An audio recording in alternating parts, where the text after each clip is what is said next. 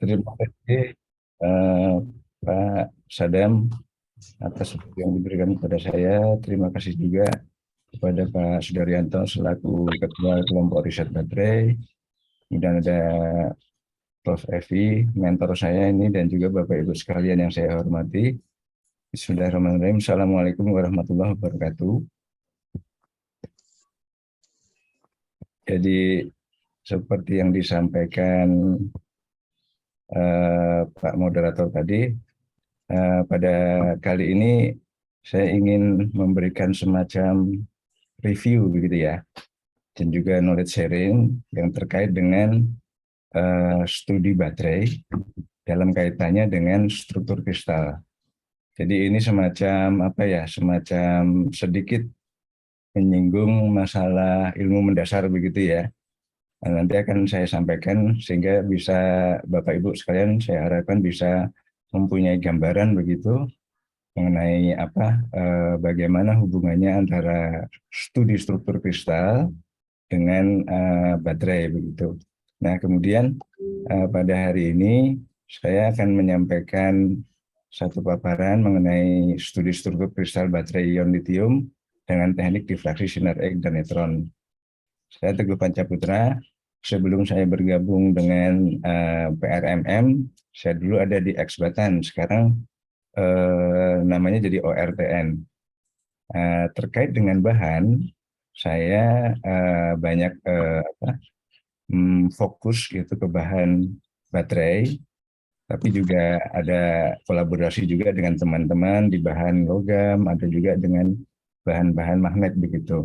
Tapi pada dasarnya mungkin yang paling sering saya lakukan itu terkait dengan difraksi. Dan bicara tentang difraksi, itu saya menggunakan XRD atau difraksi sinar X dan juga difraksi neutron. Saya yakin Bapak Ibu sekalian kalau XRD itu udah biasa ya, mau sampelnya apapun sering menggunakan XRD begitu ya. Tapi untuk neutron barangkali di Indonesia belum begitu banyak begitu. Dan ini kebetulan hadir juga Prof. Evi, ini apa ya, eyangnya neutron kalau saya bilang. Beliau juga punya banyak kerjasama dengan jaringan fasilitas neutron di dunia. Saya juga ada beberapa koneksi juga, dan barangkali ini bisa membuka peluang kita untuk mendalami struktur kristal dengan menggunakan neutron dengan fasilitas-fasilitas yang mumpuni, terutama di luar negeri. Tapi perlu saya ingatkan juga bahwa sebenarnya di ORTN itu juga ada fasilitas hamburan neutron. Namun demikian, barangkali kualitasnya tidak sebagus yang ada di luar begitu. Baik Bapak Ibu sekalian, maaf, saya ganti. Oke. Sebelum saya memulai, saya ingin mengutip satu pernyataan dari salah seorang orang yang fokus ke studi bahan baterai dengan menggunakan neutron. Neutron itu adalah sebagian dari nuclear science and technology begitu ya.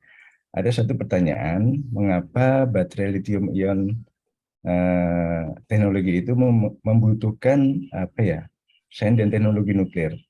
Jadi disampaikan bahwa for a long time neutron scattering dan terutama diffraction itu telah berhasil digunakan untuk studi struktur atomik dan magnetik pada material yang diaplikasikan pada baterai dan juga transformasinya selama proses elektrokimia dalam kondisi tertentu. Jadi kata kuncinya barangkali ini for a long time. Ini sejarah keterlibatan neutron scattering dalam pengembangan baterai itu sudah sangat lama, begitu ya. Dan dalam pemanfaatannya itu ada mulai dari materialnya, material yang kita buat, misalnya kita sintesis gitu ya dalam bentuk serbuk dan lain sebagainya. Kemudian juga bisa digunakan pada saat baterai itu diaplikasikan. Dan juga digunakan untuk evaluasi dari baterai itu sendiri. Dan dalam hal ini itu melibatkan beberapa disiplin ilmu, misalnya material engineering, mempelajari physical properties, dan juga performa atau kinerja dari baterai itu yang bisa kita tingkatkan. Dan biasanya, sepemahaman saya begitu, jika kita mempelajari bahan untuk baterai, tiga hal ini tidak terpisahkan. Jadi kalau kita ingin memahami satu baterai yang kita pelajari, kita tidak akan lepas dari tiga hal ini. Nah, sedikit ini saya memberi contoh sejarah begitu ya. Sejarah hubungannya antara nuclear science and technology ini dengan baterai. Kita mundur sejenak di tahun 90 begitu. Seingat saya di tahun ini tuh eh, lahirlah baterai kalau nggak salah dikomersialkan oleh Sony ya, salah satunya begitu ya.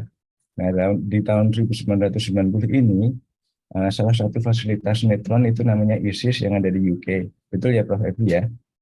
Prof. Evi pernah ke situ. Itu mereka melakukan eksperimen yang bisa memberikan informasi detail tentang struktur dari bahan yang diusulkan pada saat itu untuk menjadi bahan elektroda pada baterai lithium ion, dan hasilnya itu menunjukkan bahwa baterai itu hanya dapat terjadi diisi ulang begitu ya pada saat material itu mempunyai struktur tertentu, misalnya layer structure atau yang biasa disebut spinel gitu ya. Dan semenjak saat itulah maka bahan ini dengan struktur ini itu banyak digunakan sebagai bahan untuk katoda di baterai ion lithium. Loncat ke tahun 2011, itu mereka juga bisa menunjukkan bagaimana lithium ion itu bergerak di dalam baterai. Jadi bagaimana mobilitas lithium ion itu bisa dijelaskan juga dengan menggunakan fasilitas mereka.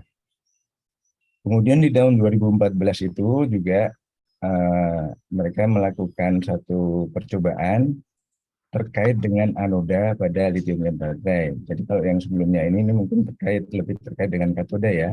Tapi kemudian ini mereka bisa membuktikan juga bahwa mereka bisa mengembangkan bahan untuk anoda.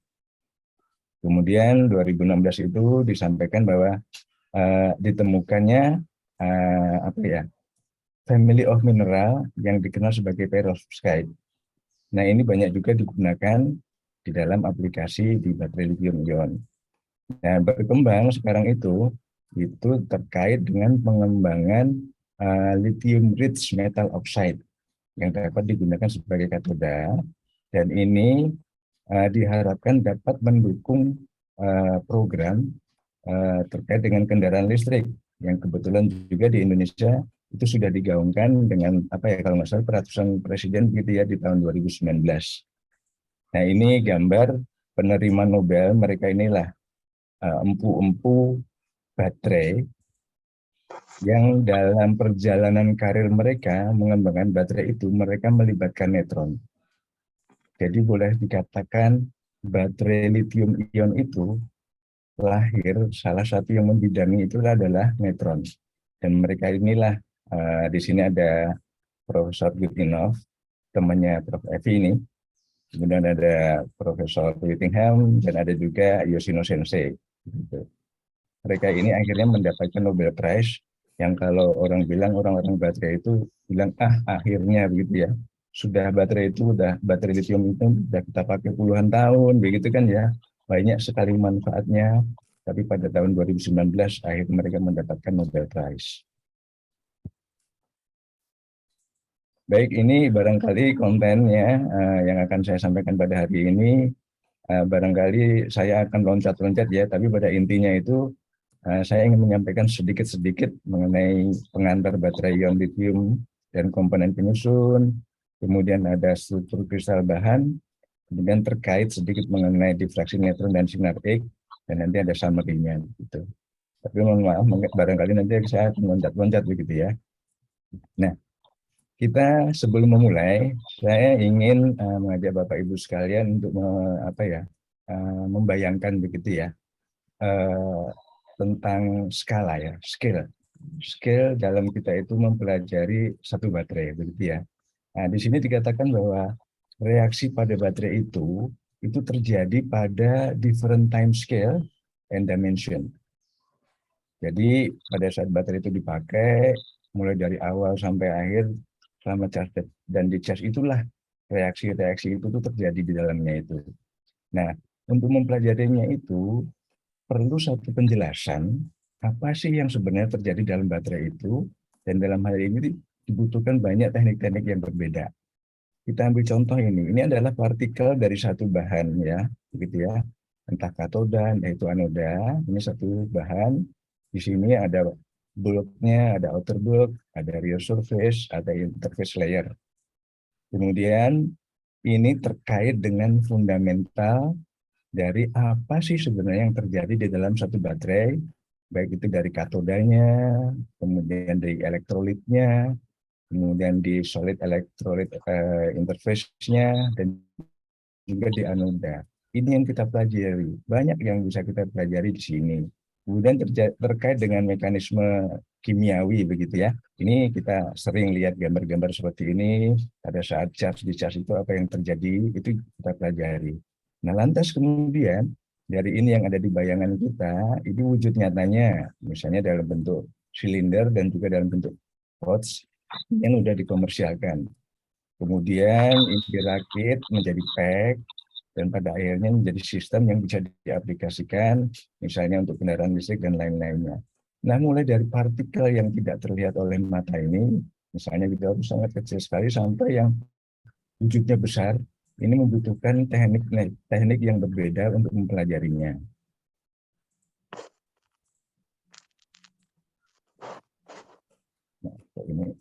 Nah, ini sedikit review, Bapak Ibu sekalian sudah paham saya yakin ya, beberapa jenis baterai yang bisa kita lihat. Ada yang berupa silinder, ada yang berupa prismatik, ada yang hard case dan pouch begitu. Kemudian ini aplikasinya termasuk yang kita pakai sekarang ini seperti laptop atau handphone yang sekarang pasti saya yakin Bapak Ibu nggak jauh nih dari bahan benda-benda ini. Dan juga tentu saja adalah mobil listrik yang sekarang di Indonesia kalau kita lihat di jalan-jalan itu udah mulai kelihatan banyak itu. Nah, semuanya itu didayai oleh baterai. Ini saya mengutip dari Tesla Cell gitu ya, kalau kita bongkar begitu, itu ada elektrodanya, mulai dari ini copper, kemudian ada aluminium, yang di situ tuh ada bahan katoda NCA. Dan di cover ini ada bahan anoda grafit, dan ini ada separator. Ini yang bisa kita lihat. Kemudian ini adalah jenis-jenis apa ya, baterai yang dinamai dengan nama katodanya, ya. Kecuali ini adalah nama anodanya, dan ini biasanya mereka membandingkannya itu tuh dengan 6 aspek ini. Dan masing-masing baterai ini memiliki keunggulan yang berbeda-beda seperti yang ada di sini. Tapi di sini belum ada ya, baterai NMO ya, yang sekarang kami juga sedang pelajari, itu yang dia termasuk generasi 5 volt. Nah, itu cocok untuk digunakan barangkali untuk mobil listrik. Nah, dari sel baterai yang seperti ini, kita lihat sedikit jauh ke dalam begitu ya. Ini adalah contoh dari mikrograf SEM dengan perbesaran 20.000 kali dari bahan LMO atau Li-Mn2O4 ini.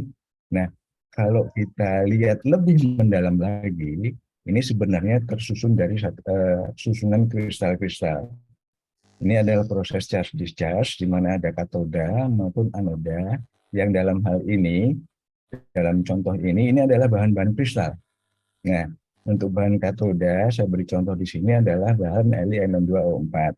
Nah, bahan Li-Mn2O4 ini tersusun dari kristal yang terdiri dari oktahedra MnO6, ini oksigen yang ini mangan yang berikatan dengan 6 oksigen, dan juga tetrahedra LiO4, yang kemudian mereka membentuk struktur kristal seperti ini dengan posisi-posisi tertentu, misalnya lithium, itu ada di posisi Wyckoff 8A. Jadi ini angka ini 8 ini adalah multiplicity-nya, ini adalah posisi Wyckoff atau Wyckoff position. Kemudian mangan itu tuh ada di sini di 16D, oksigen itu ada di sini. Nah, pada saat terjadi proses charge discharge inilah mobilisasi ion lithium itu dapat terjadi sepanjang tunnel 3 dimensi. Jadi yang hijau-hijau ini itu adalah ion lithium yang dia itu bergerak di dalam tunnel-tunnel yang tersusun dari oktahedra MnO6 ini. Nah, agar proses ini terjadi, itu syaratnya adalah bahwa bahan ini yang tergolong dalam keluarga spinel itu harus memiliki struktur yang stabil untuk mendukung dinamika dari ion-ion lithium. Sekali lagi, kata kunci di sini adalah struktur yang stabil, gitu ya Bapak Ibu sekalian. Nah, sedikit ini saya menyinggung tentang difraksi untuk neutron dan X-ray. Saya yakin Bapak Ibu sekalian paham dengan Black's Law ini, lambda 2D sin theta ini, dan ini tuh jadi apa ya dasar dari Bapak Ibu sekalian kalau kita menggunakan XRD pada umumnya ya, dan tentu saja neutron. Ini adalah rumus yang dipakai di dalam kalau kita menggunakan neutron, di mana sebenarnya kita yang kita ukur itu adalah sebenarnya differential cross section. Jadi ya, ini rumusnya seperti ini, begitu. Sementara untuk rumus ini itu adalah rumus yang dipakai jika kita menggunakan neutron yang berasal dari spalasi source atau sumber spalasi, bukan dari reaktor nuklir. Dan tekniknya itu adalah time of flights. Ini yang kita pakai, ini pada dasarnya yang digunakan adalah kecepatan dari masing-masing neutron, begitu ya, kira-kira ya. Nah, kemudian yang membedakan itu tuh, yang diukur itu sebenarnya wave vector transfer, di mana itu adalah apa ya, K0 dari insiden neutron yang datang kepada sampel, dan kemudian didifraksikan pada sudut 2 theta, gitu. Dan kemudian diukur oleh detektor itu adalah scatter neutron dengan K aksen ini. Nah, dari teknik-teknik inilah kita bisa memperoleh struktur kristal seperti ini. Misalnya di grafit seperti ini, kita bisa mengetahui jarak antar bidang di dalam grafit itu. Kemudian kita bisa juga mendapatkan struktur kristal dari LFP dan juga LNO. Nah, sedikit ini cerita tentang difraksi juga. Jadi kalau XRD Bapak Ibu sekalian udah paham ya, XRD itu kira-kira seperti ini dan ukurannya juga kira-kira ya kurang lebih seperti inilah kalau kita bandingkan dengan orang. Di sini ada sumber apa sinariknya, di sini sampelnya di sini, kemudian didifraksikan dan dibaca oleh detektor. Nah, kalau ini adalah alat yang namanya high resolution powder refractometer yang sumbernya adalah neutron. Kalau di X-ray itu biasanya copper ya yang paling umum dipakai, tapi ada juga yang lainnya. Tapi kalau di sini sumbernya itu adalah neutron. Jadi neutron itu datang ke sini, kemudian menembak sampel di sini, dan ini adalah detektornya, detektor bank ini ada di sini. Nah, prinsip dasarnya itu sebenarnya adalah dikatakan, ini misalnya ada sinar datang begitu, ada yang ditransmisikan, ada yang dipantulkan pada dua bidang scattering. Ada bidang scattering pertama, ada bidang scattering dua, yang kemudian mereka itu akan berinteraksi dengan atom-atom yang ada di bidang-bidang itu. Sebentar saya ulangi sedikit biar lebih menarik begitu ya. Dan itu tuh mereka akan terjadi semacam interaksi begitu ya. Dan dikatakan di sini adalah coherent scattering, periodic area of nuclei atau coherent scattering itu reinforced only in specific direction yang berkorespondensi dengan ini tadi hukum Braggs itu lambda 2D sin theta ya. Nah, kemudian ini juga sedikit gambaran juga, jadi ini ada insiden beam begitu, yang dia berinteraksi dengan dua bidang yang berbeda, ada yang ditransmisikan, ada yang didifraksikan, di mana path itu tuh ya, path different between wave scatter itu adalah 2D sin theta. Ini adalah 2 tetanya, dan kemudian ini yang didifraksikan ini harus ada dalam fase yang sama. Dan inilah yang diukur nanti oleh detektor. Nah, sedikit lagi cerita ini yang terkait dengan neutron. Kalau tadi itu kita bicara tentang XRD itu kan sumbernya misalnya sumbernya itu misalnya adalah copper begitu ya. Nah, kalau untuk neutron sekarang itu boleh kita katakan itu terdiri dari berapa sumber gitu ya. Yang kita tahu itu adalah selain reaktor nuklir yang sekarang ada di ORTN itu, ada juga sumber spalasi yang ada di JEPAK. Ini ada di Jepang begitu. Nah ini kalau kita lihat foto udaranya itu, di sini itu adalah akselerator proton, kemudian dialirkan ke satu gedung yang namanya Material Life and Science Facility, yang di dalam gedung ini ada proton ke sini ya, itu menembak satu target, begitu, kemudian menghasilkan neutron, dan neutron itulah yang digunakan sedemikian banyaknya alat-alat. Ada yang berprinsip pada elastic neutron, ada yang inelastic neutron. Dan yang nanti akan saya sampaikan itu tuh, yang saya sempat gunakan itu ada 3 ini ya. Satu di sini, dan satu lagi di sini. Nah, pada spalasi ini prinsip dasarnya itu ya, itu ada energetic proton yang dia akan menembak high Z nucleus. Tuh, begitu. Nah, dia akan memproduksi ya barangkali yang bisa kita manfaatkan itu adalah ada 30 neutron per proton yang digunakan, dan juga high peak neutron density.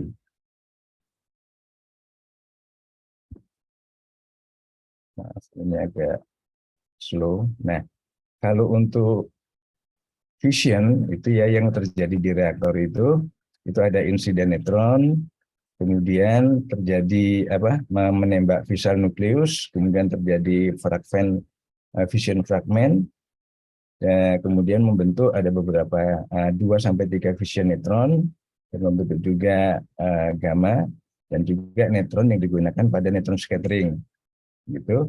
Nah, cuman di sini yang bersumber dari reaktor ini itu hanya 1 neutron per fission saja. Coba kita bandingkan dengan yang disparition neutron source itu ada 30 neutron per proton yang digunakan. Jadi ini memungkinkan kita memiliki neutron yang lebih banyak gitu ya. Sehingga kalau di dalam teknik neutron itu populasi neutron itu sangat berpengaruh, itu berkaitan dengan statistik, apalagi pada saat kita nanti akan melakukan analisa. Nah, sedikit lagi tentang karakteristik dari neutron itu sendiri. Jadi ini bedanya antara XRD begitu ya dengan neutron yang kita gunakan. Itu interaksi antara XRD, X-ray dengan neutron itu tuh berbeda terhadap elemen-elemen yang ada. Misalnya untuk hidrogen, kalau kita menggunakan X-ray itu hidrogen itu cross section itu terlihat kecil, tapi kalau untuk neutron itu terlihat besar. Sebaliknya kalau di XRD itu untuk bahan besi, iron itu cross sectionnya besar, sementara di neutron itu kecil. Jadi neutron itu berinteraksi dengan material itu tuh bukan berdasarkan berat atomnya. Nah, dengan sifat-sifat itu diantaranya seperti ini. Salah satu yang menarik itu adalah bahwa neutron itu bisa mempenetrasi atau masuk ke dalam konten sampel gitu ya, sampai ke bahannya begitu. Kemudian juga neutron itu bisa melihat atom yang ringan yang keberadaannya itu bersama-sama dengan atom yang lebih berat. Nah, misalnya ini ada yang terjadi pada bahan yang kita pelajari itu kan litium. Litium itu adalah atom yang ringan yang dia itu berada bersama dengan bahan-bahan dari logam transisi yang lebih berat. Ini yang tidak bisa dilakukan oleh X-ray. Dan bisa dilakukan oleh neutron. Kenapa? Karena seperti yang kita lihat di sini, jika misalnya kita menggunakan proton begitu ya, proton ini akan berinteraksi dengan awan elektron. Jadi dia tidak akan sampai ke atomik nukleus. Sementara kalau neutron, karena dia netral, tidak bermuatan, dia tidak akan berinteraksi dengan awan elektron, dan dia langsung menemukan atomik nukleus. Artinya, dengan neutron, kita bisa memperoleh data dalam hal ini posisi dari atom itu secara lebih akurat. Dan ini sangat penting kalau kita mempelajari bahan-bahan untuk baterai. Nah, salah satu contohnya ini. Ini adalah foto SEM yang bisa kita lihat dengan perbesaran 10.000 kali dari bahan LNMO yang didoping dengan magnesium. Nah, bahan LNMO ini bisa dimungkinkan itu dari segi struktur kristal itu ada space group mungkin FD3M, bisa juga P4332. Ini tergantung proses sintesisnya seperti apa, dan ini berhubungan dengan kandungan oksigennya. Nah, pertama, ini kelompok riset ini melakukan analisa berdasarkan space group FD3M. Akan tetapi, ini seperti yang kita lihat, ini analisa dengan menggunakan XRD, setelah dianalisa dengan Rydberg, terlihat bagus, Bapak Ibu sekalian.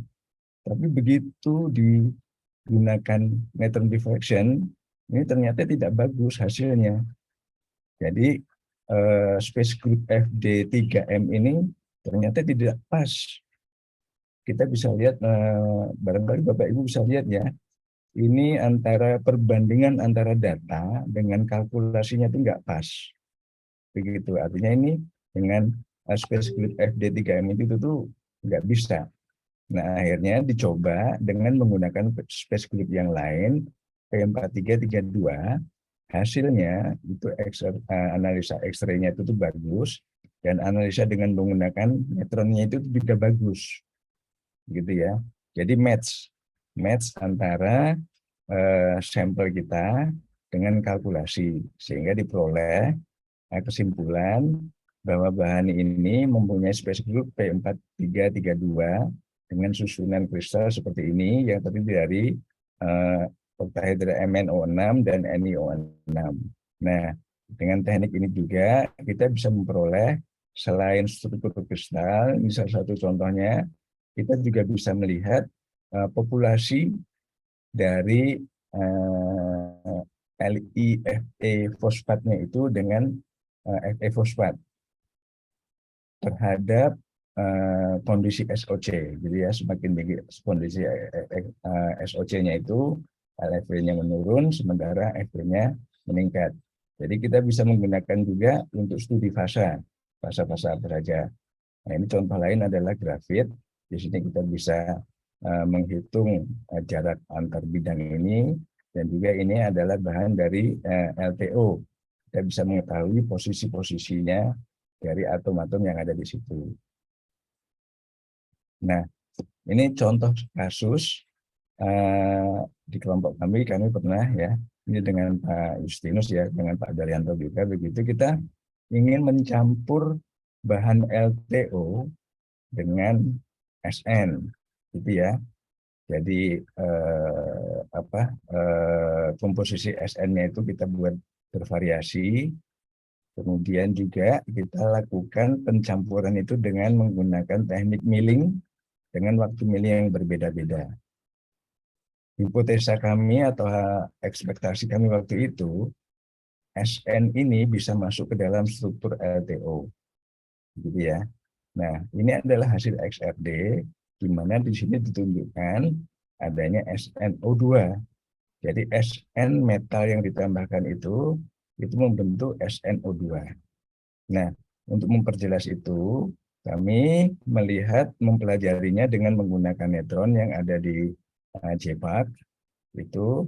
Ini adalah salah satu beamline itu, ya kita menamakannya adalah beamline Spica yang nomor 9 ini. Jadi ini adalah shieldingnya ya, bangunan shieldingnya begitu. Di dalamnya ini ada detektor seperti ini. Jadi neutron itu datang dari arah sini. Kemudian ini adalah backscattering detektor bank. Ini 90 degrees detektor bank. Nah ini adalah detektor bank untuk small angle-nya. Hasil yang kita peroleh dan kita analisa itu untuk kondisi sampel yang berbeda-beda, ternyata salah satu hasilnya itu adalah parameter struktur, atau kita sering menyebutnya sebagai lattice parameter, itu tidak jauh berbeda, tidak signifikan bedanya. Kalau Bapak Ibu lihat ini, itu hanya angka-angka di belakang ini setelah 4 atau 5 desimal itu yang berbeda. Kita menganggap ini tidak ada perbedaan. Artinya dengan penambahan SN itu tidak mempengaruhi dari struktur dari LTE itu sendiri, dan SN yang ditambahkan itu ternyata membentuk SNO2 seperti yang kita lihat di sini. Nah, jika ini berpengaruh pada performa elektrokimia dari baterai LTO ini, itu bisa kita simpulkan adalah sebagai sumbangsi atau kontribusi dari LTO itu sendiri dengan SNO2. Begitu. Jadi sekali lagi, kesimpulan dari studi ini bahwa ternyata SN itu tidak masuk ke dalam struktur dari oktahedra ini. Begitu. Nah, ini ada case tadi ya, material dari baterai yang menggunakan bahan Li-Mn2O4 sebagai katodanya. Nah, Bapak Ibu sekalian sudah paham ini kurva discharge begitu ya. Kalau kita lihat, kalau dikomersialkan itu biasanya dibatasi voltasenya tuh ya kira-kira antara 2,8 volt sampai sekitar 4,2 volt. Itu praktikalnya. Tapi biasanya untuk mengujinya itu kita lakukan discharge itu tuh sampai voltase yang lebih rendah. Nah, namun demikian kita harus perhatikan di sini itu terkait dengan struktur. Jadi sepanjang kurva ini di mana terjadi interkalasi dan deinterkalasi litium itu strukturnya berbeda. Dan kira-kira di sini ini itu adalah struktur Li-Mn2O4. Selepas dari sini itu akan berubah strukturnya. Dari yang kubik spinel dia berubah ke tetragonal spinel. Dan ini artinya adalah bahan ini udah ya bahasa sederhananya itu rusak. Artinya tidak akan bisa dipakai. Makanya secara komersial baterai Li-Mn2O4 itu tuh voltasenya dibatasi dari sekitar 2,8 sampai sekitar 4,2 ya kalau nggak salah ya Pak Darya. Nah kemudian ini adalah struktur dari kubik spinel Li-Mn2O4. Sementara ini ada jadi tetragonal yang di sebelah sini. Nah itu berhubungan dengan konfigurasi elektron seperti ini kira-kira ya. Dan salah satu hal yang perlu kita pahami juga, mangan yang ada di sini itu adalah mangan campuran dari mangan 3+ dengan mangan 4+. Nah, ini adalah struktur dari mangan 4O6, yang ini adalah struktur dari mangan 3O6 yang sebenarnya ini kita hindari. Kenapa? Karena mangan 3+ itu dia memiliki sifat namanya apa ya? High spin begitu ya.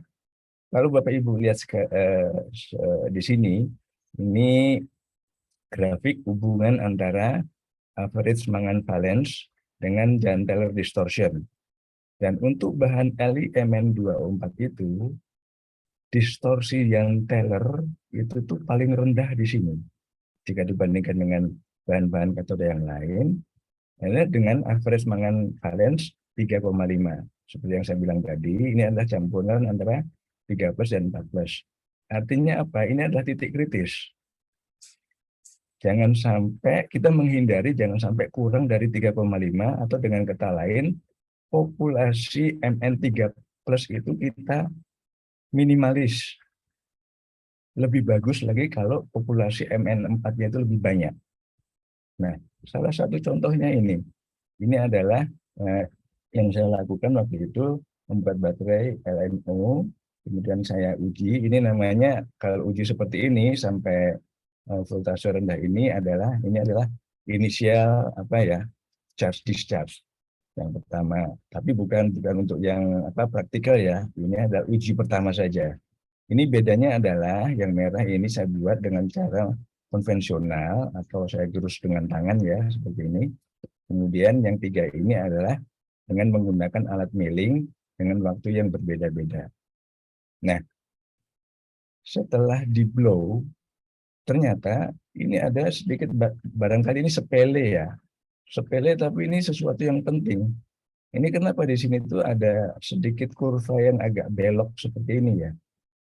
Ini ya yang namanya peneliti ini harus penasaran ya. Ini apa sih yang terjadi di sini gitu kan ya.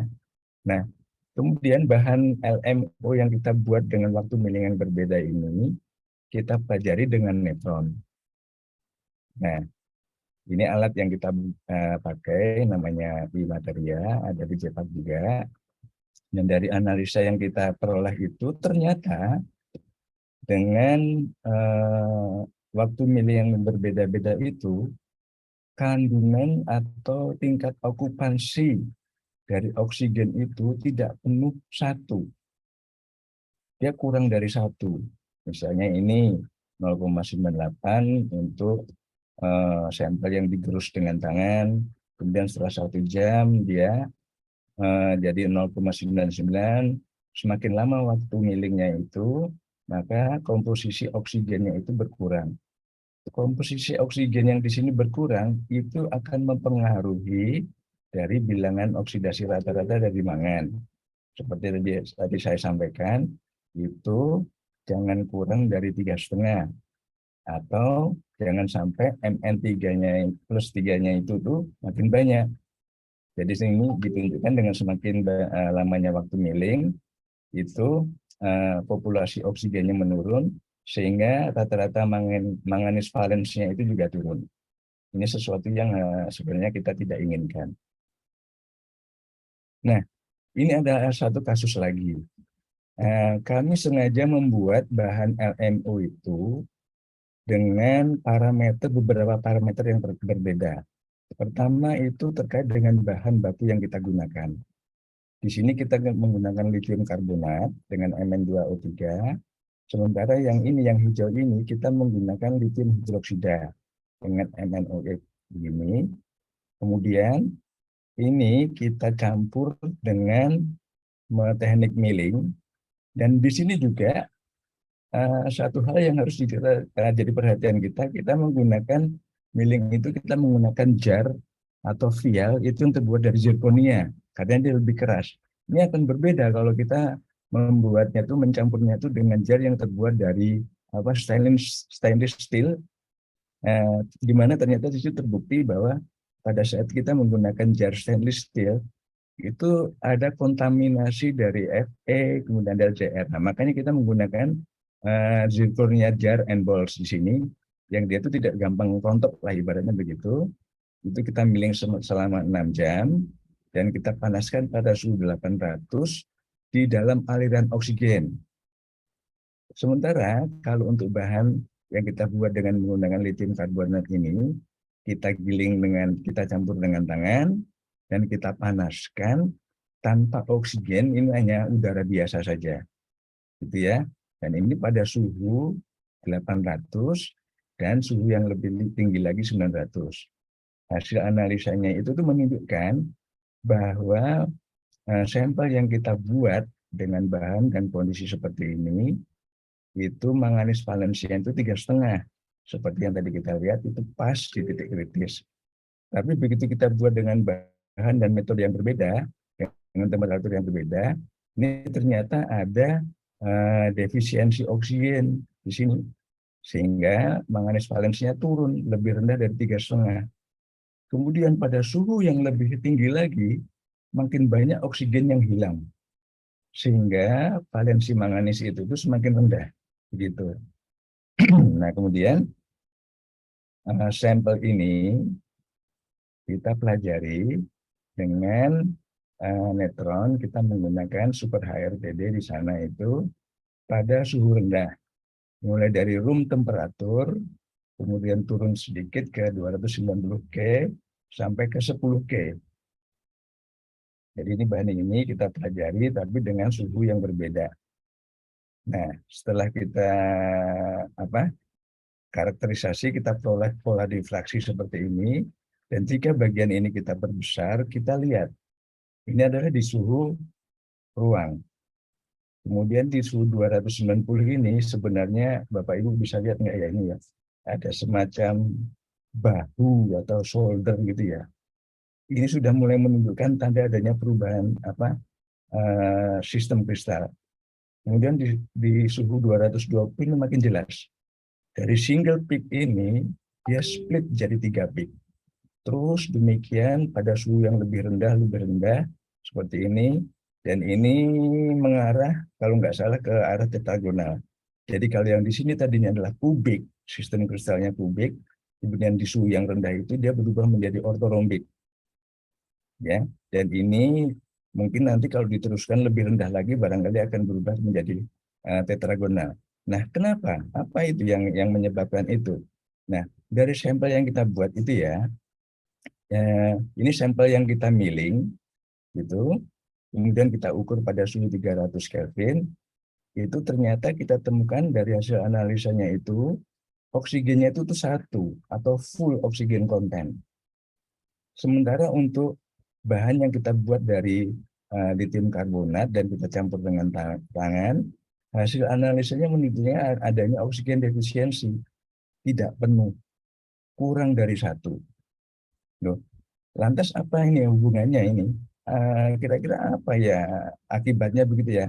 Nah ini saya mengingatkan tadi yang saya sampaikan di awal, untuk terjadinya proses discharge yang baik itu membutuhkan struktur yang stabil. Iya. Nah, ini analisa Rietveld yang saya lakukan dari sampel yang tadi itu. Setelah saya analisa di suhu rendah mulai dari 290 sampai ke 10 Kelvin, ini kita tunjukkan peaknya itu ada splitting begitu dari 1 peak jadi 3, seterusnya begitu. Nah, saya ambil contoh yang 150 K. Ini seperti ini. Jadi yang tadinya itu di suhu ruang dia kubik, dia berubah menjadi ortorombik. Dan saya buat di sini dengan parameter kisi itu 3A kali 3A kali A, dan diukur pada suhu 150. Hasil analisa Rietveld itu menunjukkan lithium itu split atau memecah jadi 4.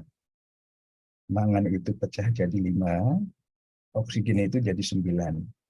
Dan di antara ke-9 oksigen ini ada ditemukan oksigen defisiensi di oksigen 3. Ini enggak penuh ya, kurang dari 1. Kemudian di O7 dan juga di O9. Nah, ini apa sih akibatnya kalau misalnya terjadi oksigen defisiensi itu? Nah, kita bisa lihat, ini Bapak Ibu ingat gambar yang tadi, itu oktahedra MnO6 ini itu kan jadi backbone-nya dari tunnel untuk tempat lalu lalangnya lithium lah begitu. Nah, oktahedra MnO6 ini dengan sistem ortorombik dan kondisi oksigen defisiensi itu bisa kita golongkan jadi 2 bagian. Yang pertama, mangan 1, mangan 2, mangan 3, yang bond valensumnya itu sekitar 3. Ya, ini 2,99, ini 2,99 dan ini 3 lebih dikit. Dan kita lihat ternyata ada perpanjangan sumbu. Kalau di Mn1 itu dia memanjang di sumbu ini. Ini yang saya tebalkan ini, dia memanjang di sumbu ini, sementara sumbu-sumbu yang lainnya itu tidak berubah. Kemudian di Mn2 dia memanjang pada sumbu ini, di Mn3 itu dia memanjang di sumbu ini. Di sumbu ini, maaf. Nah, golongan yang kedua itu adalah mangan dengan bond valensum yang mendekati 4. Ini adalah mangan 3+. Nah, pada MnO6 ini nggak ideal infusi baterai ion lithium ini ada salah satu kelemahannya itu ya, yaitu kapasitasnya jadi rendah, misalnya begitu ya. cyclability-nya menurun, dan sebagainya. Nah, kemudian ini sedikit apa ya, sedikit teoritis, mohon Bapak Ibu sedikit bersabar ya. Dari sistem kristal tadi itu, saya buat visualisasi seperti ini. Jadi, ini saya proyeksikan sepanjang bidang 001 dari atas ya, kira-kira seperti itu ya.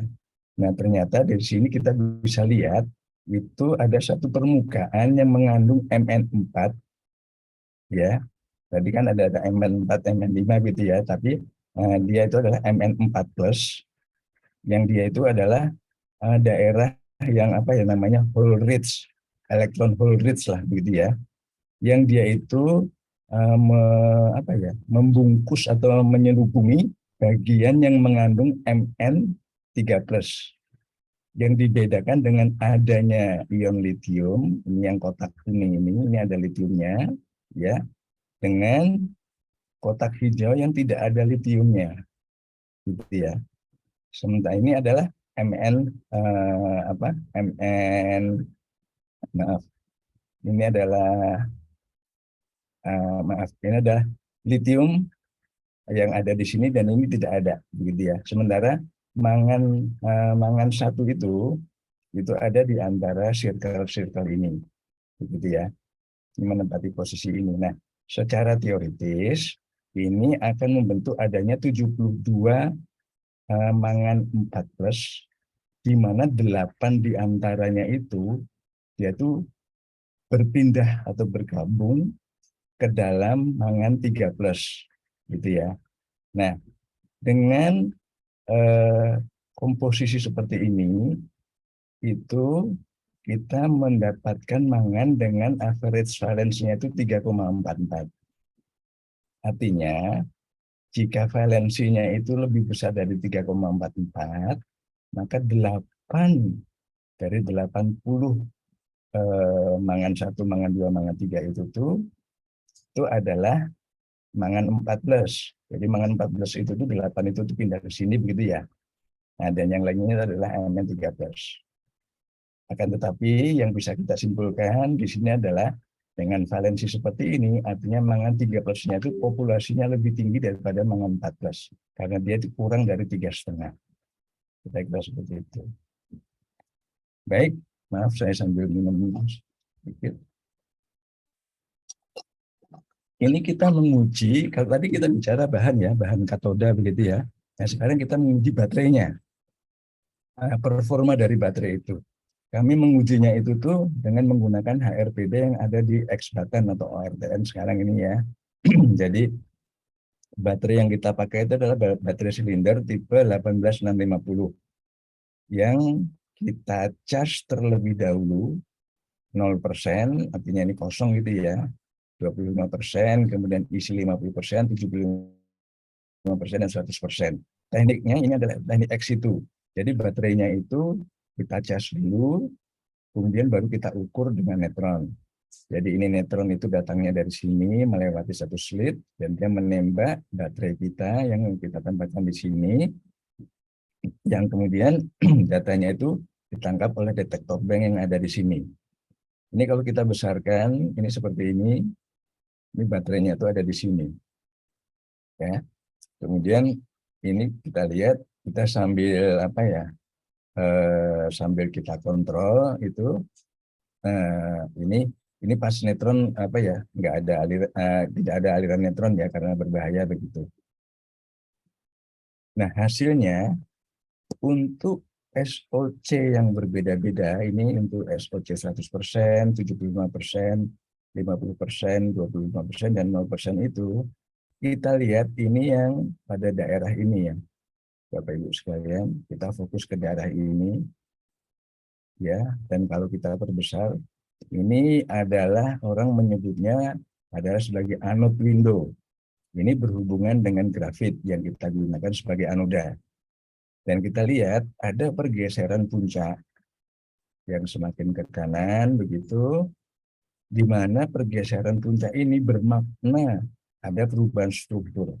Mulai dari grafit atau C, kemudian berubah menjadi RiC12, terus Dan pada saat SOC-nya itu atau baterai itu fully charge, itu dia berubah jadi LiC6 gitu. Demikian juga di katodanya itu LFP ini kalau kita lihat dengan semakin tingginya SOC, ini ada perubahan puncak-puncak untuk LFP maupun untuk FP yang tadinya ada misalnya di sini ya tinggi begitu, semakin turun, ini jadi hilang begitu ya. FP-nya kemudian juga tadinya rendah, kemudian naik semakin banyak, gitu ya. Nah, dari situ, dari percobaan ini kita bisa mendapatkan gambaran struktur kristalnya dari apa? Dari katoda maupun anoda ini, dan juga kita bisa mendapatkan informasi terkait dengan kondisi state of charge-nya itu dengan relatif dari fasa-fasa yang ada di situ. Misalnya ini untuk karbon, itu untuk grafit begitu ya. Terus panjang cas itu tuh apa? Dia nggak ada. Tapi begitu fully charge dia meningkat. Maaf, ya ini karbon. Kemudian untuk LiC6, LiC6 itu juga dia berubah. Oh maaf, tadi ini yang karbon ya maaf ya. Ini untuk LiC6, kemudian untuk ini untuk LiC12. Yang komposisinya itu berubah berdasarkan apa state of charge-nya. Demikian juga untuk LFP dan FP yang kita sama-sama tahu pada kalau kita menggunakan katoda LFP itu selama charge dan discharge dia berubah jadi dua fasa ya, terjadi dua fasa yaitu fasa LFP dan FP di mana komposisinya itu juga berubah. Ini FP-nya naik, LFP-nya naik dengan state of charge-nya, LFP-nya itu turun dengan state of charge-nya itu yang semakin tinggi. Nah, kalau tadi kita belajar ex situ, nah ini kita belajar in situ. In situ itu artinya adalah sambil baterai itu kita charge dan discharge, itu kita tembak dengan neutron. Nah, kita menggunakan fasilitas yang ada di Jepang yang tadi saya tunjukkan. Ini adalah gambaran detektornya itu yang ada di dalam shielding ini. Nah, ini sampel yang kita buat di laboratorium kita ini. Baterai LFP yang ini dalam bentuk pouch. Seperti ini. Kita tempatkan di sampel holder. Dan ini adalah baterai silinder. Ini kita tempatkan di dalam sampel holder yang kira-kira itu posisinya ada di sini. Atau di sini ya Bapak Ibu sekalian bisa lihat ya di sini ya. Ini kita taruh di dalam sini, ini kita turunkan, dan ini kemudian kita kontrol dari sini. Jadi di sini adalah sampel chamber, dan di sini adalah untuk mengontrol charge discharge-nya itu. Jadi sekali lagi ini adalah percobaan in situ atau ada istilah lain operando begitu ya. Jadi baterai itu sambil di charge discharge, dia ditembak oleh neutron. Gitu. Nah, hasilnya ini untuk baterai pouch itu ini adalah pola difraksi yang sebenarnya satu persatu kalau kita lihat seperti ini, kalau kita analisa dengan ritval itu seperti ini, gitu ya. Nah ini program yang kita lakukan adalah kita charge selama 10 jam, kemudian istirahat 1 jam, maaf, di discharge dulu 10 jam, istirahat 1 jam, kemudian di charge 10 jam dan istirahat 1 jam. Nah, ini hubungannya, ini kurva discharge-nya, ini pola difraksinya, ini kurva charging-nya, ini pola difraksinya. Kalau kedua gambar ini kita gabung, kita tumpuk itu jadi seperti ini. Ya.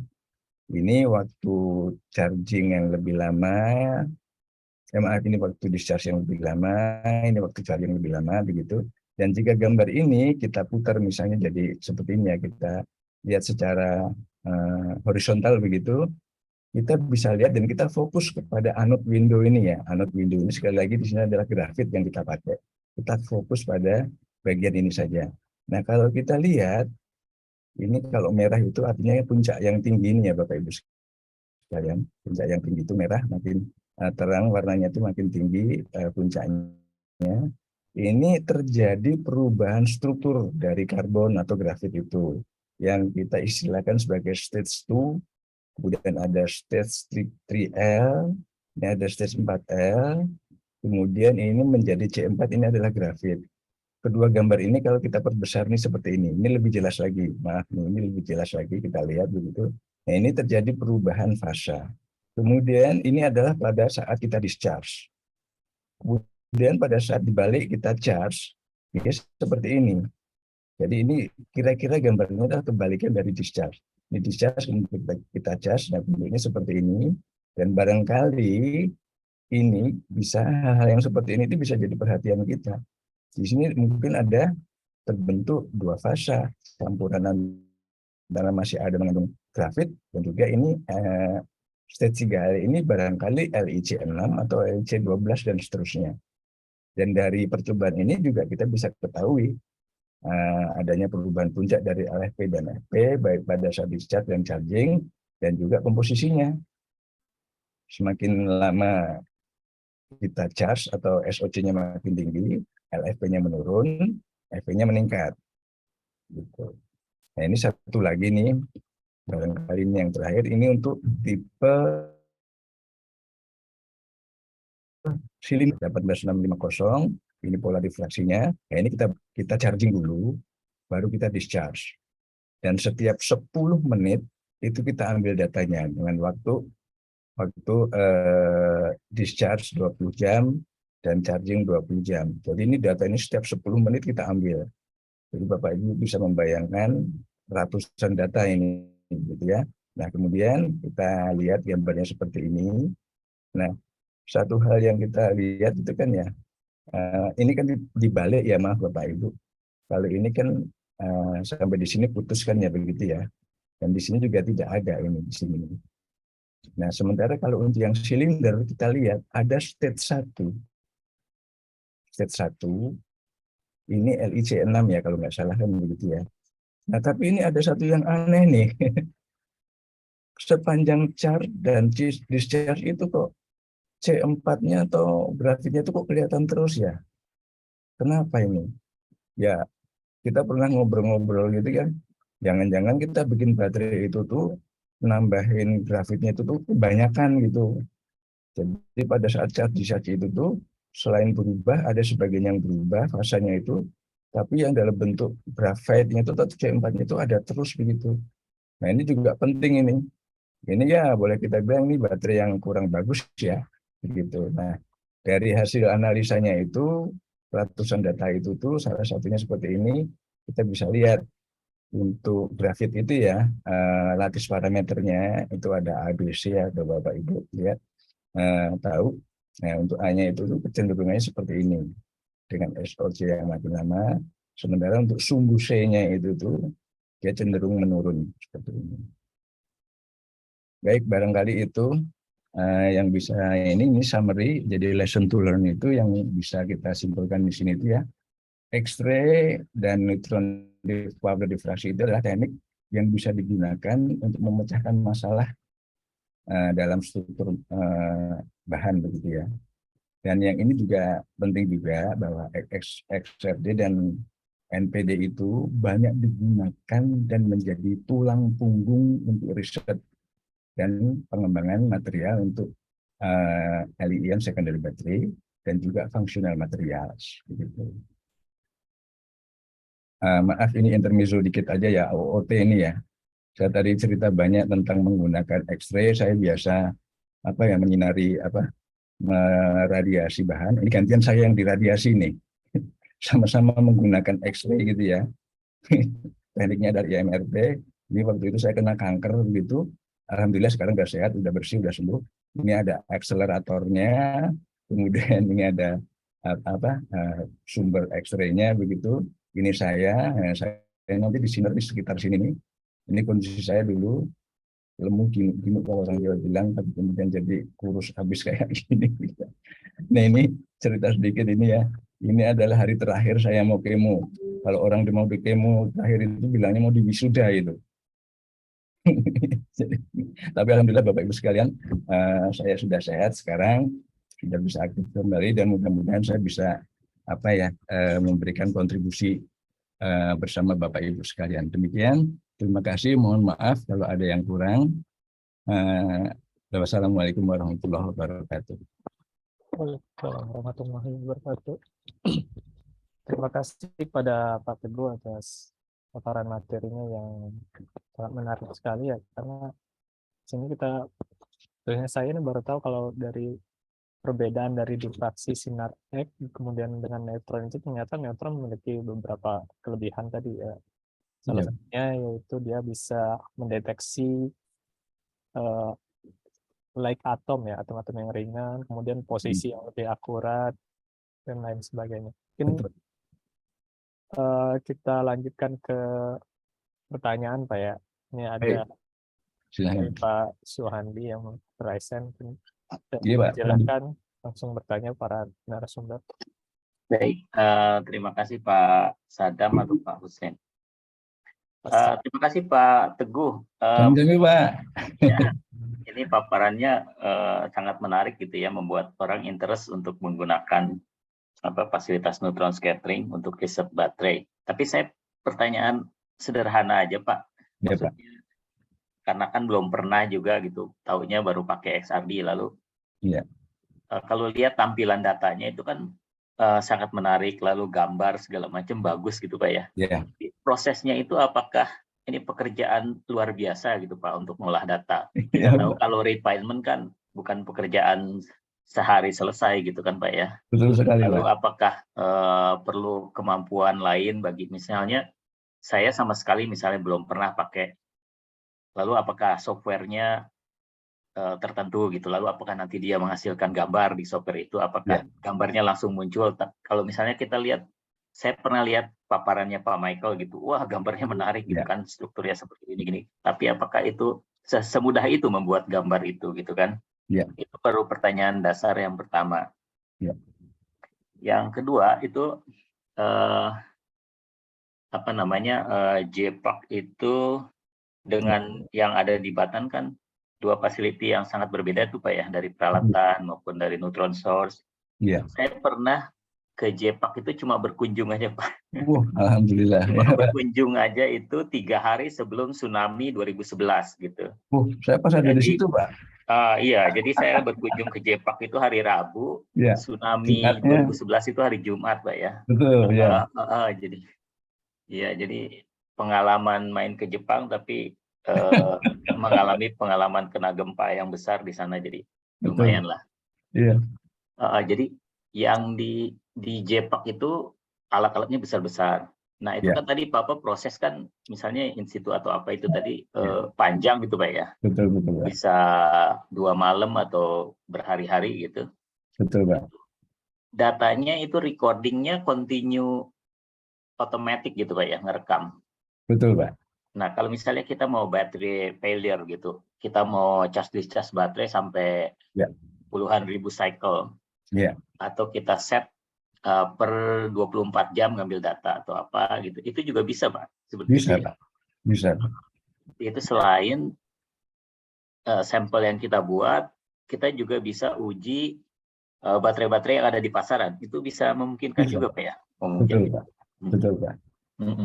Nah, kalau yang pertanyaan kedua itu terkait, tadi kan Bapak bikin sampel lalu diuji.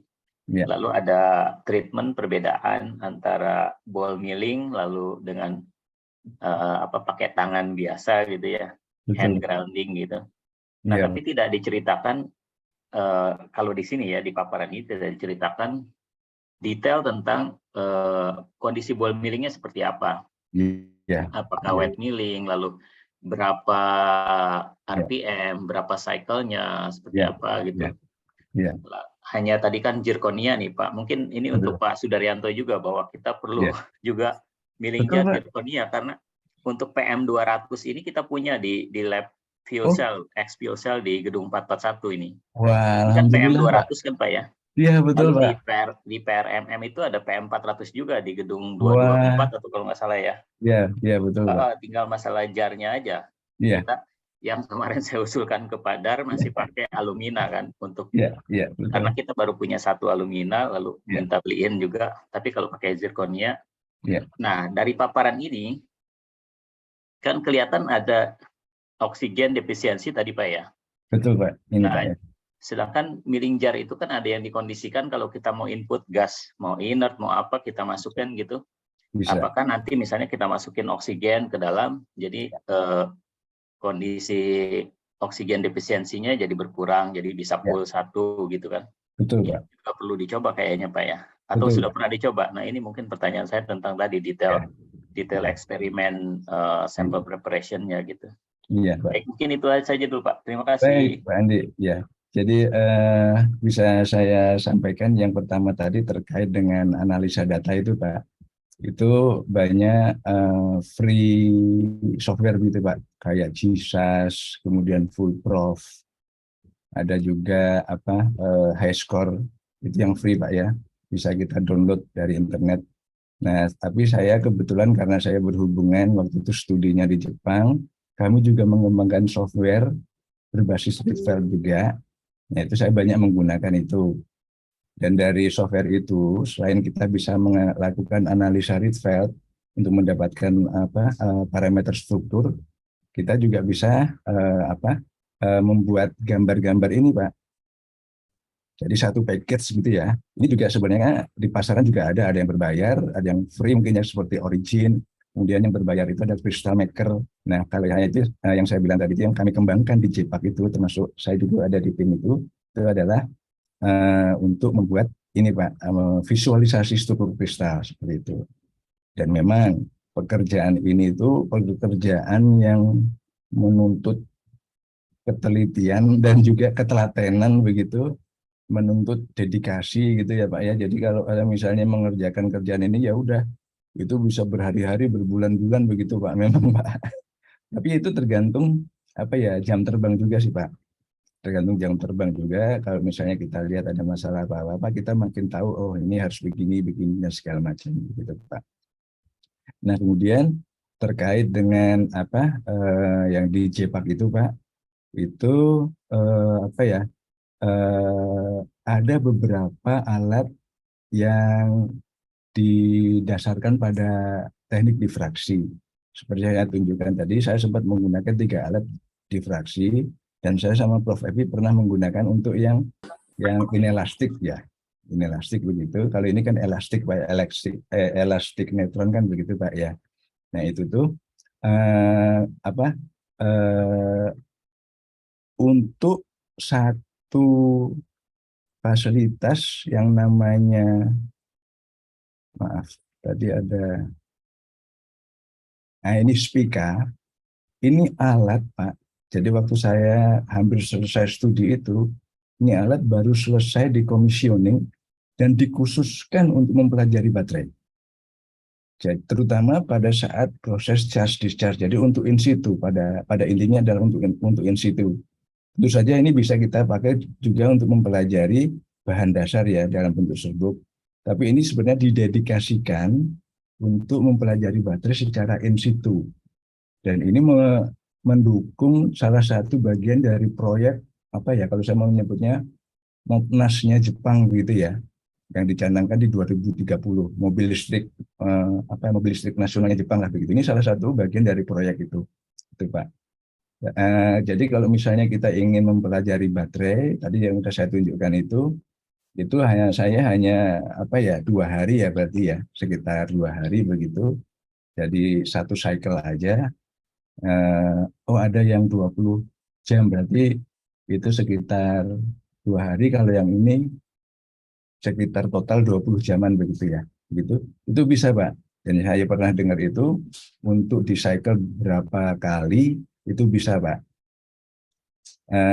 Tapi begini Pak, barangkali kalau misalnya kita ingin menggunakan alat ini begitu, ya proposal kita harus bagus Pak ya, begitu Pak ya. Dan saya sampaikan juga ke teman-teman sekalian, saya diberi semacam privilege begitu ya, untuk menggunakan alat-alat di sini itu anytime tanpa harus memusingkan proposal. Tapi bukan berarti kita tidak mengajukan proposal begitu ya. Ajukanlah proposal yang itu ada kebaruannya yang tinggi, yang bagus begitu. Nah, nanti bisa lewat saya, kita bisa dapat beam time khusus. Jadi istilahnya itu jalur khusus lah. Yang sampai hari ini pun juga kami masih bekerja sama gitu ya. Yang dulu digawangi sama Prof. Evi juga ya, Prof. Evi ya, gitu. Jadi mari Bapak Ibu sekalian, dan ini sebenarnya tidak hanya terkait dengan bahan baterai ya, mungkin bahan-bahan yang lain, bahan magnet barangkali begitu, itu juga bisa begitu.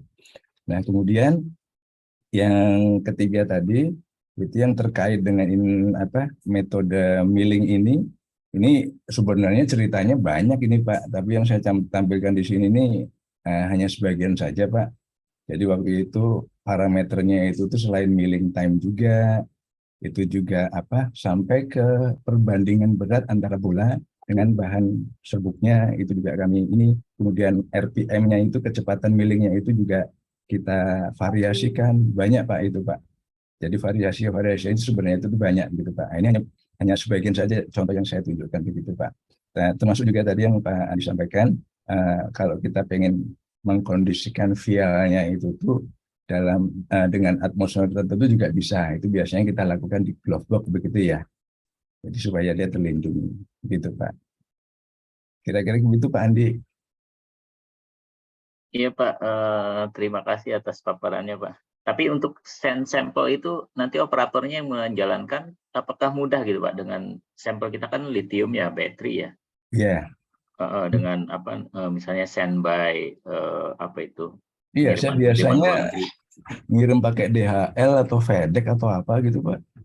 Itu mudah ya Pak ya? Mudah Pak. Oh gitu. Udah, paling nanti ya teknis nanti bisa kita bicarakan. Kan sekarang kalau saya pakai ini ya, pakai yang di Pos Indonesia itu saya lupa apa namanya, EMS kalau nggak salah gitu, paling ngisi form gitu Pak. Dan kita sampaikan ini baterai gitu, kita lampirkan juga MSDS-nya itu gampang kok Pak. MSDS. Kalau misalnya mau pas lagi saya ke sana, titip aja ke saya Pak. Iya, paling kan kalau dulu teman-teman kalau misalnya pakai beam time yang di Melbourne misalnya gitu, biasanya kita send satu orang satu grup lalu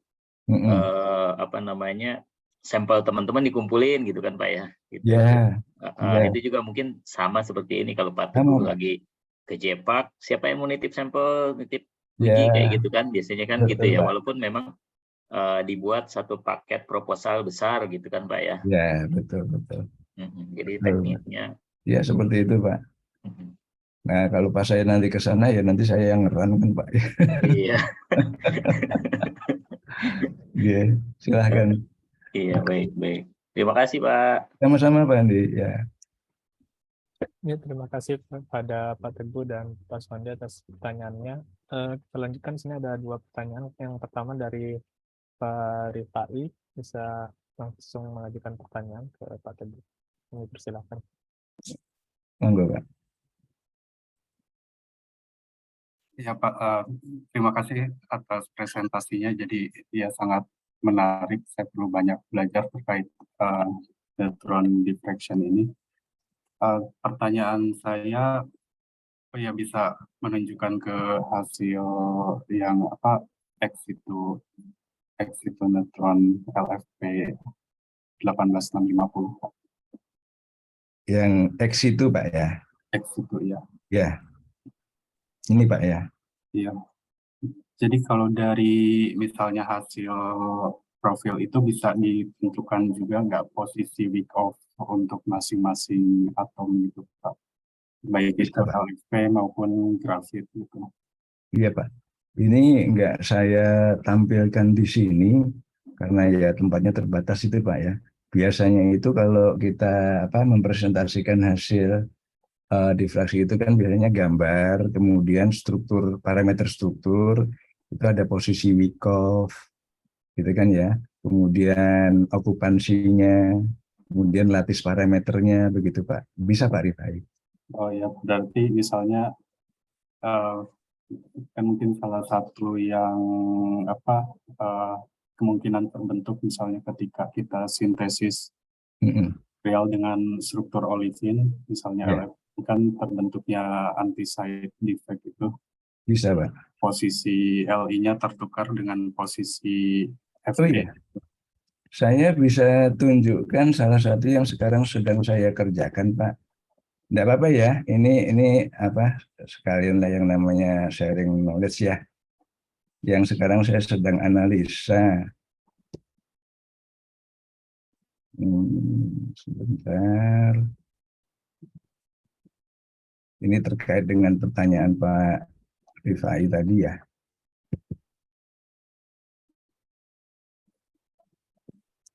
Mohon tunggu sebentar.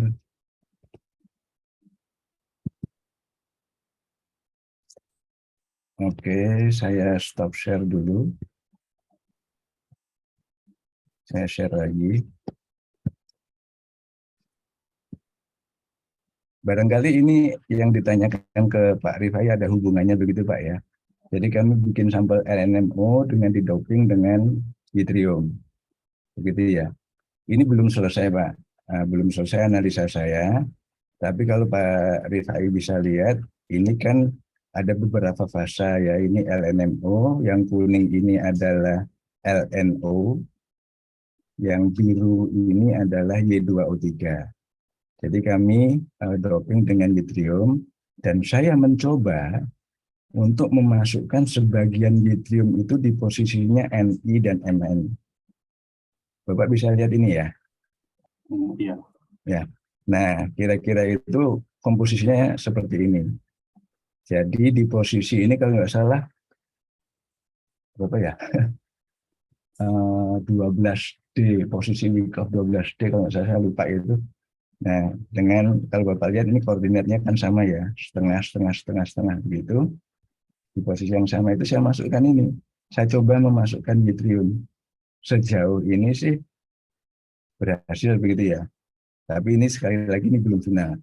Jadi yttrium yang saya masukkan itu saya membentuk fase Y2O3.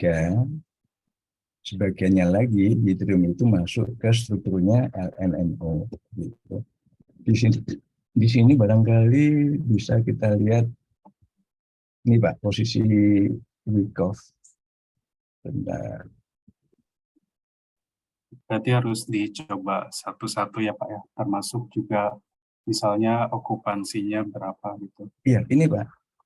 Jadi ini kan multiplicity yang tadi saya bilang, ini Wyckoff position gitu Pak ya. Jadi kalau lithium itu ada di 8A. Kemudian Y yang saya masukkan ke posisi Mn sama Ni itu sama-sama di 16D, maaf. Tadi saya bilang 12D gitu ya. Nah, oksigen itu ada di 32E. Gitu Pak. Bisa kita lihat Pak. Dan komposisinya itu ini. Seperti ini. Kira-kira seperti itu. Jadi sekali lagi ini kita bisa gunakan untuk menganalisa kemungkinan seperti ini Pak. Kalau kita doping sesuatu, kadang kita berharap doping itu kan bisa memperbaiki struktur, kemudian kinerja baterainya itu kan jadi lebih bagus gitu Pak ya.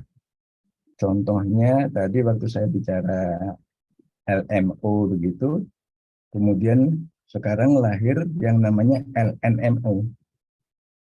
Jadi ditambahin nikel untuk di dalam LMO begitu ya. Nah itu kan berubah strukturnya kan begitu. Nah kalau dalam hal ini kita coba mendoping dengan yttrium di dalam LNMO itu begitu. Nah selain kita dapat data struktur seperti ini, kita bisa juga dapatkan mass ratio-nya berapa persennya dari masing-masing unsur senyawa-senyawa yang ada di sini. Kita dapat spesifiknya dan latus konstannya seperti itu.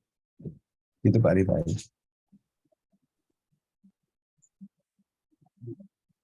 Ya Pak, terima kasih atas jawabannya. Sama-sama Pak.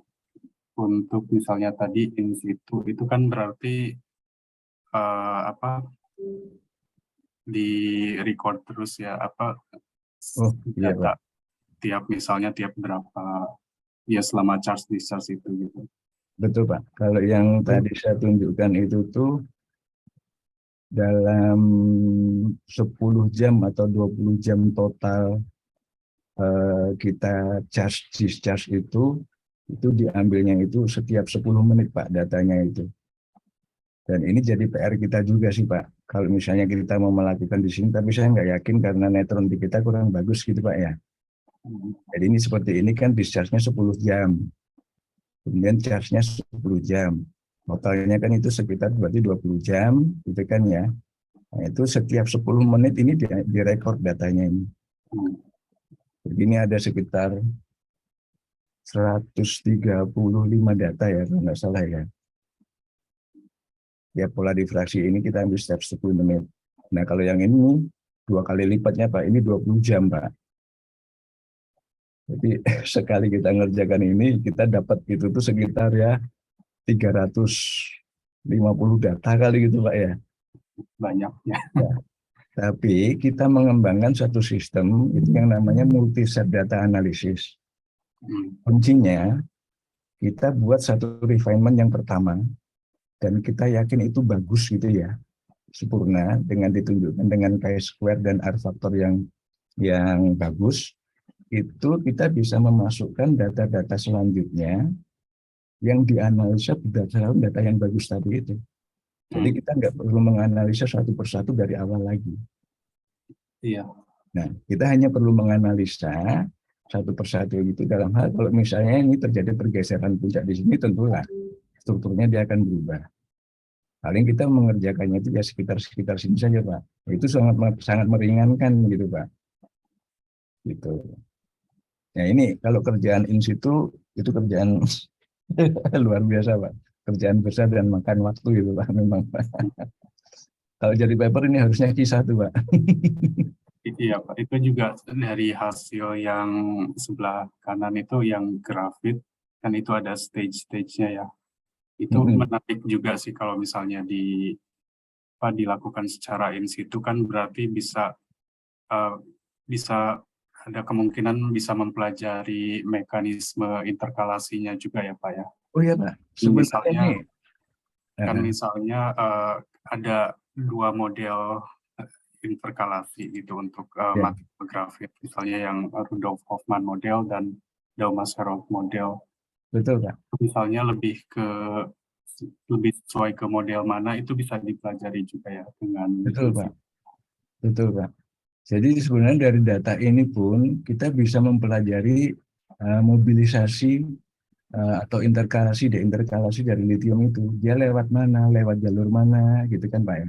Lewat posisi Wyckoff mana, itu bisa, Pak. Ya, sudah ada yang mempelajari belum, Pak? Itu? Ada, Pak. Iya. Kalau nggak salah terkait dengan LTO, kemudian LFP. Nanti saya coba cari-cari lagi di literatur gitu, Pak ya. Iya, Pak. Ya. Ada, Pak. Ya. Itu saja, Pak, pertanyaannya. Terima kasih, Pak Teguh. Sama-sama, Pak. Terima kasih kepada Pak Rifai atas pertanyaannya. Melanjutkan lagi ke Mbak Sri untuk pertanyaannya. Silakan. Bentar. Mari, Bu. Ya, Pak Teguh, terima kasih banyak, presentasinya sangat menarik sekali ya. Terima kasih. Bener, Pak. Ya, Bu. Maaf. Apa, ada gangguan? Noise ya. Ya. Ya, Pak, ini menarik sekali soalnya kan aku jadi kepikiran yang recycling juga kan. Ya, namanya dopingnya mungkin kecil banget, mungkin ada yang masuk kayak AL kayak gitu. Tapi kan kalau di XR itu bakalan nggak kelihatan gitu kalau si difraksi ininya gitu. Nah, jadi kira gimana kalau di neutron gitu. Mungkin kan apalagi kan di neutron sampai bisa ada posisinya oksigen defisiensi. Yang paling ini sih oksigen defisiensinya bakal kelihatan kan, Pak? Iya. Nah, terkait performa sih. Betul. Nah, kalau recycling itu kan sebenarnya kan justru baterai itu kita bongkar, Bu ya. Iya, Kita bongkar. Nah, kalau kita mau kaitkan itu kita pelajari dengan teknik difraksi, ya kita bisa mempelajari ada berapa fasa. Contohnya seperti ini nih, Bu. Yang X itu tadi itu. Ini di baterai silinder yang kita pelajari itu ada sekian banyak fasa nih, Bu. Ini kan dari katodanya ya. Ini anodanya, grafit, dan juga ini terjadi perubahan fasa dari grafit yang dia itu kemasukan litium Kalau ini dari current kolektornya, dari katoda, ini dari anodanya, kemudian ini casing baterai. Jadi baterai utuh itu tuh kebaca semua, Bu. Dan nanti kita bisa lihat presentasinya itu berapa yang ada di situ, gitu ya. Seberapa banyak gitu, itu Bu. Nah kalau misalnya baterai itu dibongkar, ya kita bisa ambil sebagian cuplikan itu, kita konfirmasi misalnya begitu ya. Ada apa aja sih di dalam baterai ini? Kira-kira seperti itu bisa, Bu. Ya. Jadi menarik ya Pak, jadi bisa ini jadi banyak. Ya itu. Seperti yang saya sampaikan tadi di awal tadi itu tuh teknik difraksi ini dipakainya tuh mulai dari hulu sampai hilir, Bu. Bahkan sampai recycle. Itu Ya. bisa. Itu, Bu.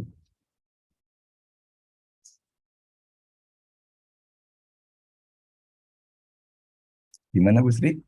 Iya Pak, kayaknya menarik sekali. Mungkin ntar aku diskusi lebih lanjut sama Pak Teguh kali ya mengenai apa ininya. Baik, silakan Bapak Ibu sekalian kita diskusi bareng. Iya Pak. Ya, ya. Terima kasih banyak Pak Teguh. Sama-sama, Ibu. Ya, terima kasih pada Istri terkait pertanyaannya. Nanti mungkin bisa dilanjutkan lagi di lain waktu dengan Pak Teguh. Mungkin ada lagi dari Bapak-Bapak, Ibu-Ibu sekalian yang ingin bertanya ke narasumber kita. Pak Teguh, saya boleh ini? Teguh. Oh, monggo Pak. Siapa ya Pak ya? Maaf. Jody. Oh iya Pak Jody. Sampai ya, ya. Saya sangat senang Pak Teguh punya akses yang full time gitu kan, apa di Spika itu cita-cita orang-orang baterai tentu gitu kan. Karena itulah pada saat saya kesana itu saya dapat di BL2 untuk DNA ya, DNA spektrometer. Oh ya ya. Untuk in-scatter itu yang inkoheren itu ya di suhu rendah itu Pak. Iya. Difusi suhu rendah itu. Saya pernah dapat data untuk baterai untuk HRPD gitu kan dari itu beda sekali Pak itu datanya dengan yang dari sana yang dari Jepak gitu Pak. Iya, iya. Nah, tapi dilihat dari yang tadi presentasi Pak Teguh yang halaman terakhir barusan itu data HRPD itu kan yang asalnya itu kucak-kucak itu banyak banget gitu ya Pak ya. Saya sampai nggak bisa baca puncaknya. Tapi Mas Teguh bisa membuat jadi ada ini puncak EP, LEP gitu kan itu tadi yang barusan di halaman terakhir itu Pak Teguh.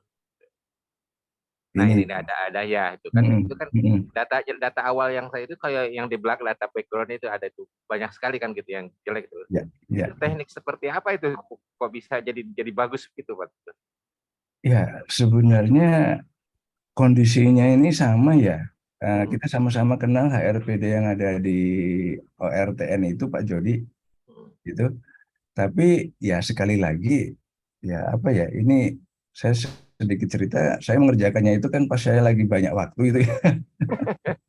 Jadi ya benar-benar fokus. Jadi saya sempat ini Pak Teguh itu ini data apa gitu lah, nggak kebaca apa-apa gitu kan. Saya itu sampai berpikir seperti itu, akhirnya nggak sampai melakukannya karena menganalisa data itu karena nggak bisa kebaca sama saya gitu Pak. Tapi Mas Teguh kok bisa sampai begini gitu, bisa bagus gitu karena ada ketahuan puncaknya itu teknisnya itu apa di rata-rata atau gimana gitu puncak-puncaknya? Enggak sih, sama aja Pak. Jadi kita sama-sama tadi yang saya bilang kan kita tahu HRPD kita itu. Jadi kualitas data itu memang sangat-sangat berpengaruh. Apalagi kalau kita bicara background begitu ya. Kita pengen dapat data itu yang backgroundnya itu rendah sekali gitu kan ya. Betul. Jadi itu ini informasi juga buat Bapak Ibu sekalian. Itu data difraksi itu sangat dipengaruhi oleh sampel, kemudian alatnya juga, gitu kan, dan kemudian populasi dari energetik apa sih beam begitu ya, entah itu X-ray, entah itu neutron seperti itu.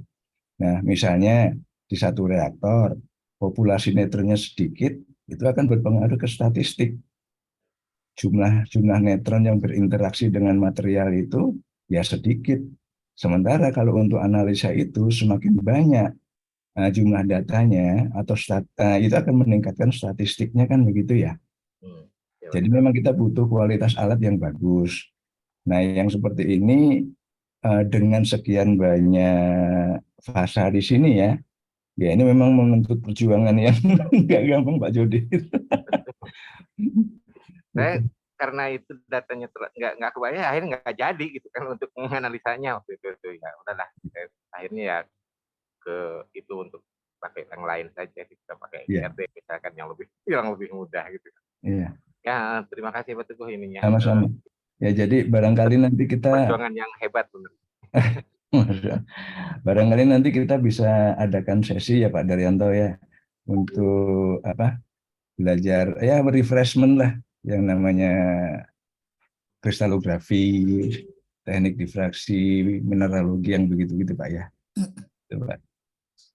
Iya, kita kali lebih detail lagi kali ya gitu seperti ini. Betul, ya, ini mungkin forum seperti ini kita gunakan untuk mendetailkan lagi ya.